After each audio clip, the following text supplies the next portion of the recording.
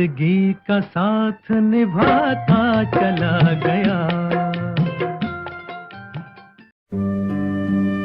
महाराष्ट्र में मराठवाड़ा अंचल के शहर औरंगाबाद की माटी परिवर्तन, शिक्षा, संगठन और उत्थान के लिए बड़ी नामचीन है। इस माटी में बाबा साहब डॉक्टर अम्बेडकर ने समानता, स्वतंत्रता और भाईचारे की मानवतावादी संस्कृति के वो बीज बोए हैं जिनसे आज मानवीय संवेदनाओं की फसलें लहलहा रही है। इन्हीं में से एक छोटा सा फूल आज की जिंदगी में आप है शमा।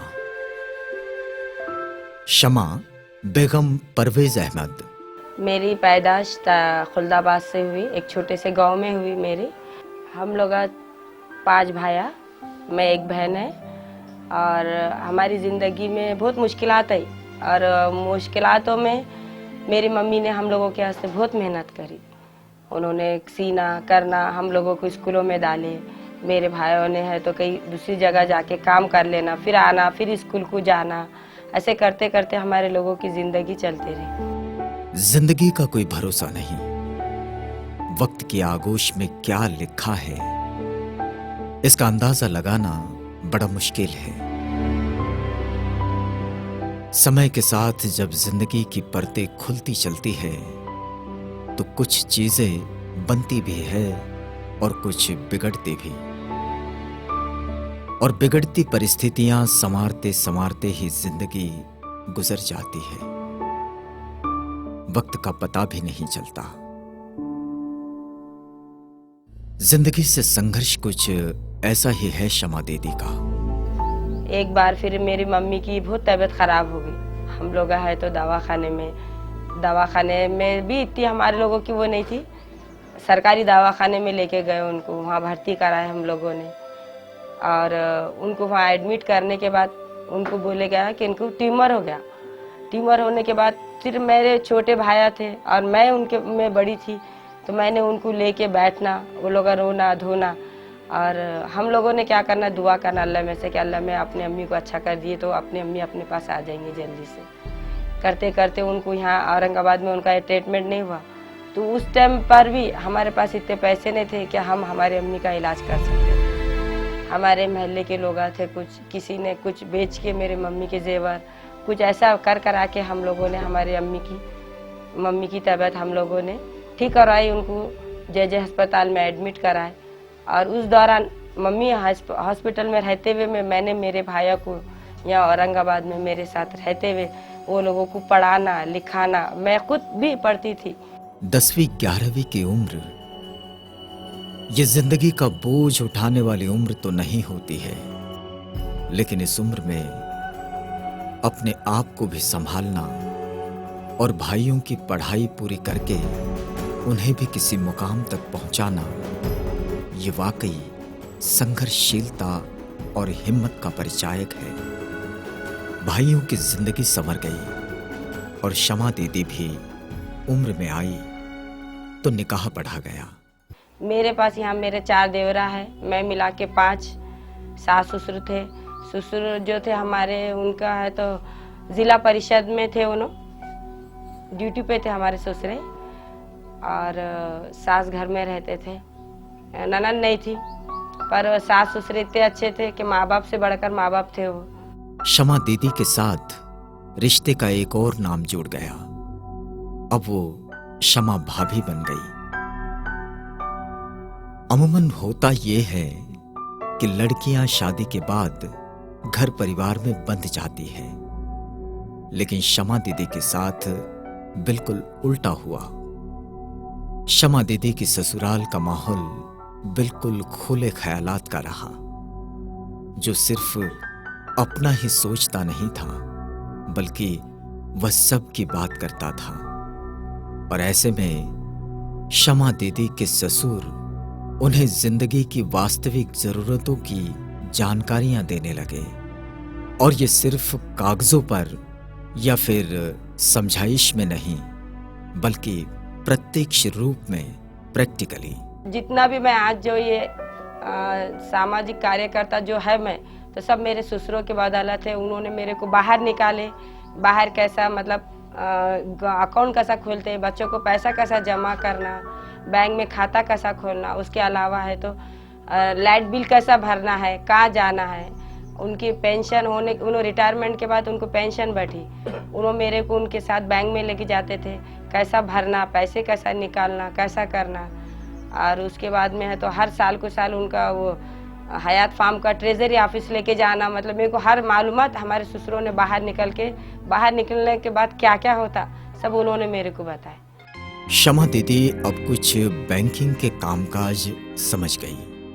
बीमा पॉलिसियों के वो प्लान जो थोड़ी कमाई वालों की बचत का हिस्सा बन सकते हैं, वो शमा दीदी के जहन में उतरने लगे और वह सोचने लगी कि अपने आसपास ये इतने कमजोर तबके के लोग रहते हैं जिन्हें भविष्य की सुरक्षितता के बारे में बिल्कुल भी जानकारी नहीं और छोटी छोटी जरूरतों के लिए बेचारे दिक्कत में आ जाते हैं। तो शमा दीदी ने सोचा क्यों ना इनका एक स्वयं सहायता समूह बना लिया जाए। जैसा अभी महिलाओं के वास्ते बैठे बैठे घर में तुमको साड़ियों का उद्योग करो या घर में जो भी तुमको करना चाहे, जब मेरे पास कम से कम 25 से 30 महिलाएं हर महीने में हफ्ते में मेरे पास आके अपने यहाँ के एरिया में, हमारे एरिया में कई ऐसी बाया है जिसको नहीं मालूम थी कोई चीज़ की, बचत गट में कैसा करना है, 2 पैसे कैसे जमाना है।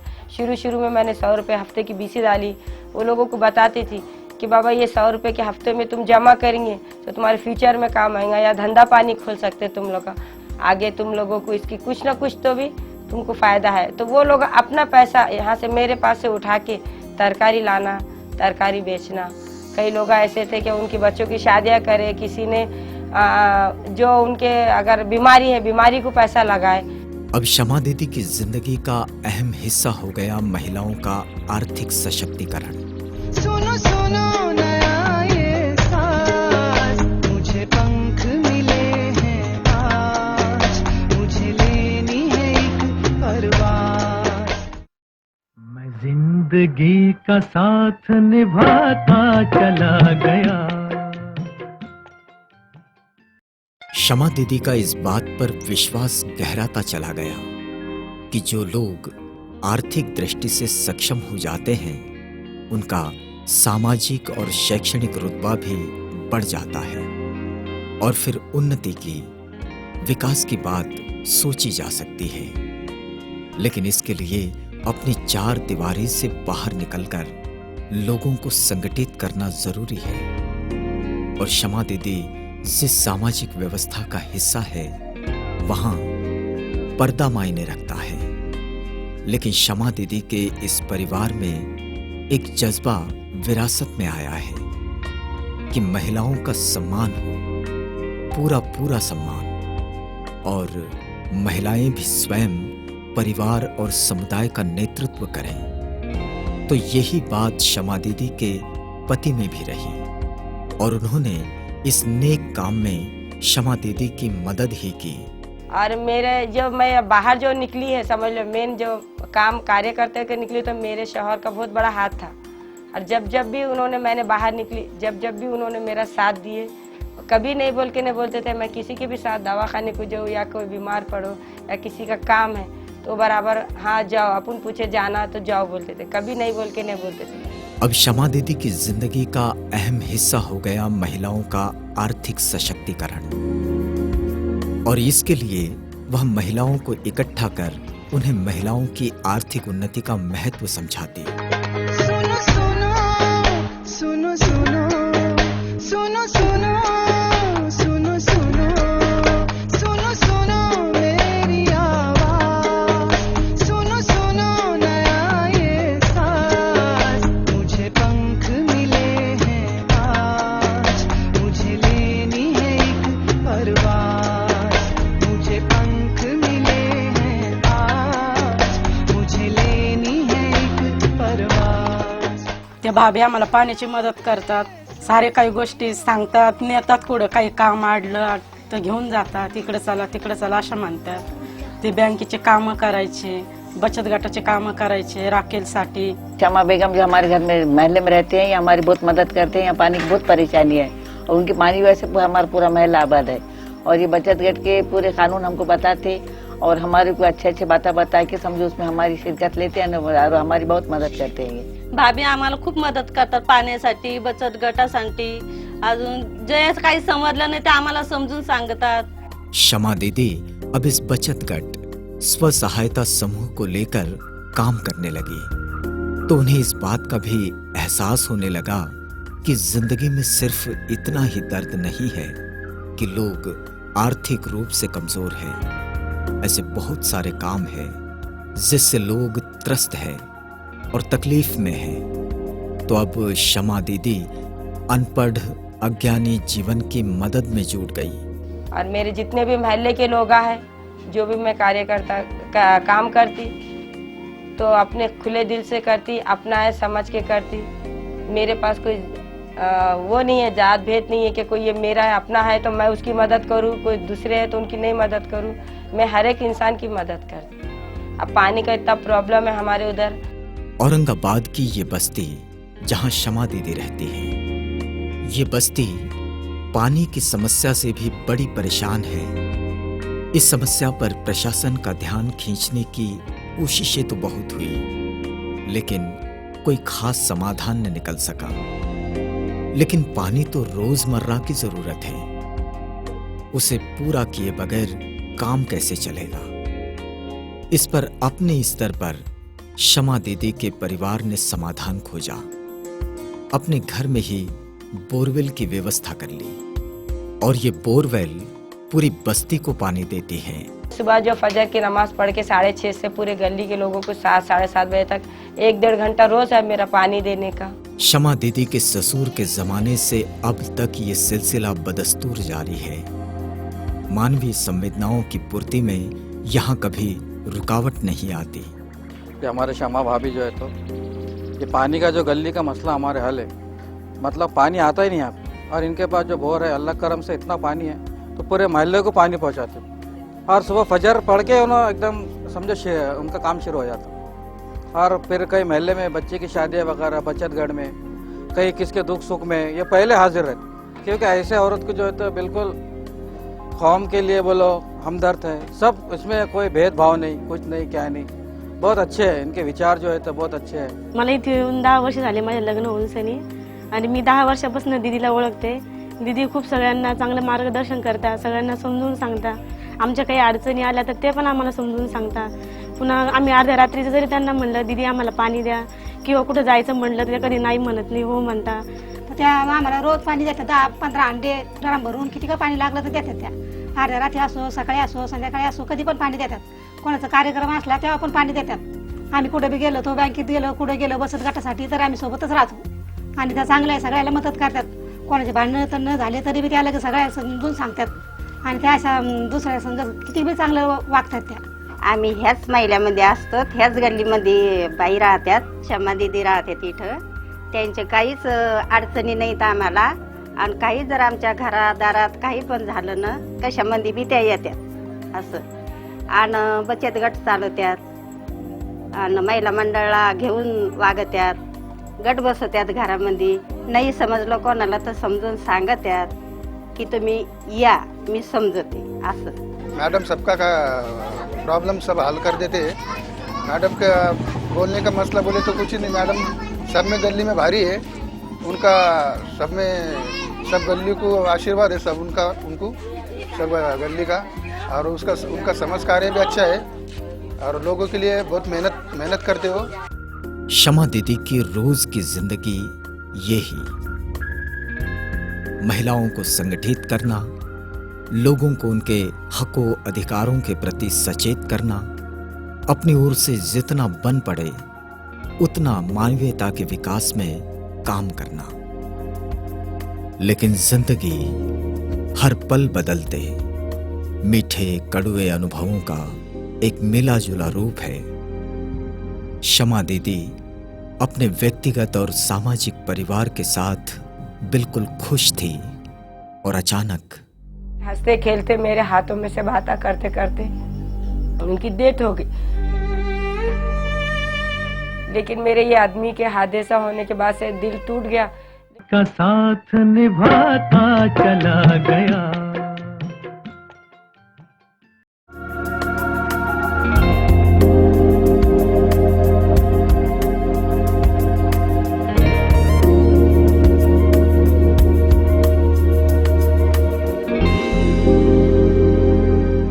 शमा दीदी अपने व्यक्तिगत और सामाजिक परिवार के साथ बिल्कुल खुश थी और अचानक मेरी बच्ची की शादी थी घर में। जिस दिन उनका इंतकाल हुआ तो सुबह में साचक थी, दूसरे दिन मेरी बच्ची की शादी थी।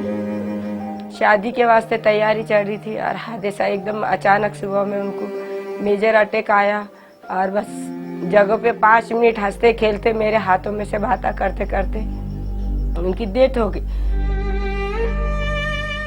जितना भी मैं उनके साथ बिताई मेरे पल इतने 23 साल मेरी शादी हुई, लेकिन 23 साल में भी मेरे आदमी ने कभी मेरे को तकलीफ नहीं, कभी मुसीबत नहीं। 23 साल ऐसा लगा था मेरे जिस दिन कि आज मेरा शादी हुई और मेरे शौहर आज इंतकाल हुआ। और गरीबी से मैंने मेरे आदमी से ज़िंदगी गुजारी, लेकिन हम गरीबी में भी खुश थे। गरीबी में भी रहते रहते मैंने लोगों की मदद करी। दिल इतना बड़ा था उनका, जब भी अपने पास अगर 10 रुपए रहते थे, कोई मांगने के वास्ते आते थे पैसे, क्या हमारे पास पैसे नहीं है या बीमारी का है, दे दो बोलते थे। शमा कमाते थे, कलर का काम करते थे।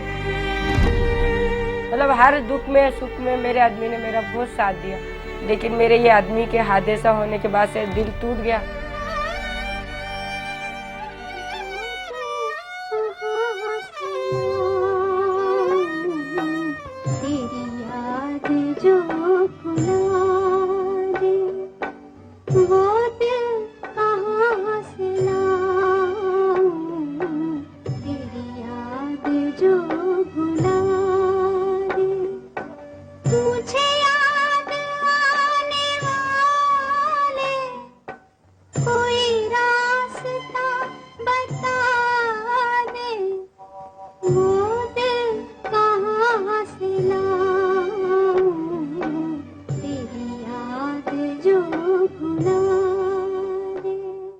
ये तो वो ही जानता है जिस पर गुजरती है, लेकिन ये भी सच है कि जिंदगी कहीं रुकती भी नहीं है।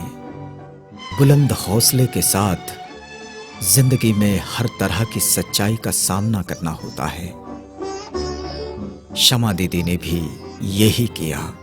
एक मिसाल है, वो जयभीम नगर की एक मिसाल है। शमा दीदी इस माध्यम से उनसे जुड़ी हुई आज उनकी संगठना जो है 2 से 3 हजार महिलाओं की संगठना है, और उस माध्यम से वो अपने महिलाओं के लिए निस्वार्थ भावना से, और आज तक उन्होंने अपने लाइफ में इतने लोगों को निस्वार्थ भावना से मदद की है। शमा दीदी जो है तो हमें जेठानी होना, बहुत बड़ी बहन के ऐसा है उन्होंने हमारे साथ। कोई चीज़ की, हमारे माँ बाप दूर है तो उन्हें समझो हमारे को कोई चीज़ की कमी होने नहीं देते, हर चीज़ से मदद हेल्प करते उन्होंने हमारी। और बहुत बहनों के ऐसा साथ है हमारा उनसे। बाहर भी ऐसा सबकी मदद करते उन्होंने, कोई भी चीज़ कोई मांगने आए पैसे वैसे देते उधार, हर चीज़ से हेल्प करते उन्होंने। बहुत अच्छे हैं उन्होंने जैसे दीदी हमारे। अभी इन्होंने मैडम ने यहाँ बोर लिए तो हमने इन्होंने सबको पानी पुरा रहे, और भाई सवेरे उठ के 6 बजे उठ के पानी बांट रहे सबको लोन दिला रहे बचत घर में बैठाकर। हाँ, जब गौर गरीब है तो उनको जैसा मदद कर रहे हैं। शमा बेगम, इनको मैं 10-20 साल से पहचानती। इन्होंने अच्छे समाज कार्य करते हैं यहाँ पर। किसका सुख है दुख है, किसी को पानी नहीं है, किसी को कुछ नहीं है, सब देखना। वो बचत घर चलाते, महिला मंडल चलाते, दिशा चलाते, सब औरतों का आना जाना, इनकी बातचीत सब, मतलब एक बार बातचीत हो गई तो अच्छी उनके साथ फ्रेंडशिप होती, और वो मदद ही करते, उसके अलावा और कुछ नहीं इनका। जिंदगी के इस मोड़ पर भी जहां अपने जीवन साथी को शमा दीदी ने इस सफर में खो दिया है और अपने काम को ही अपने जीने का सहारा बना लिया है, अपने निजी जीवन से भी बड़ी जगह आज अपने सार्वजनिक सामाजिक जीवन को शमा दीदी ने अपनी जिंदगी में दे रखी है। लेकिन अब भी पूरा परिवार शमा दीदी के साथ साए की तरह खड़ा है। लड़का है मेरा, 20 साल का है मेरा, और अभी आगे की जिंदगी अब उसको देख के जीना है। और मेरे अभी 4 देवरा है, वो मेरे अपने भाई से बढ़कर भाई है मेरे वास्ते। वो आज मेरे शौहर का इंतकाल होने के बाद भी वो लोग मेरे को मेरे करीब में है। वो लोग मेरे छोटे भाइयों के जैसे मेरे साथ वक्त गुजारते, मेरे हर दुख में शामिल है, मेरे सुख में शामिल है मेरे देवरा। और यहाँ रहते हुए मेरे पूरे जो देवरा है, मेरे देवरानियाँ है, वो मेरे छोटे बहना है। मेरे 4 देवरानियाँ है, लेकिन मेरी वो अपने बहना है। वो जैसे मैं एक है, वो मिला के 4 मिला के हम 5 बहना रहते हैं यहाँ एक जगह।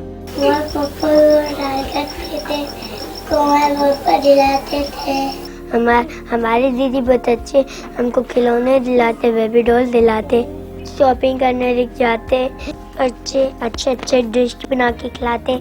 और मैं शमा भाभी का देवर हूँ। हमारे भाई के मरने के बाद भी जो है तो हमारे भाभी ने सोशल वर्क के काम जो है ये छोड़े नहीं, लोगों की सेवा करते रहते, बहुत कार्रवाई करते, बचत गट चलाते, बीसी वगैरह चलाते, महिलाओं के लिए आगे बढ़ के काम करते। इसलिए हमारा उनके तरफ फुल सपोर्ट है। उनको हमारे तरफ से कोई बाइंडिंग नहीं है कहीं जाने आने के लिए। हमने एकदम उनको फ्री रखा है ऐसी समाज सेवा करने के वास्ते। शमा दीदी की जिंदगी ठहरती नहीं, बस वह चलती रहती है। जहां भी दुख है, दर्द है, कष्ट है, शमा दीदी वहां से समाधान खोजती है, जीवन को नई आशाएं देती है। जब भी मेरे पास कोई मदद को आते, मैं वो मदद करती और उनके साथ में मैं हमेशा जुड़ी रहती वो लोगों को। और मैं उनको बोलती जब भी मेरी ज़रूरत रही, मैं बराबर तो मेरे को आवाज़ दो, दीदी ऐसी की बात ऐसी है। मैं उनके वास्ते खड़ी भी है हमेशा। और अल्लाह चाहे तो मेरी ज़िंदगी बस अब ये लोगों में, गरीब लोगों में, मेरे अपने जो माँ बहनों में, उनमें मेरी ज़िंदगी गुजरे, ये मेरी आशा है। खुशियाँ भी अपनाता है, जैसे रात के बाद सवेरा आता है।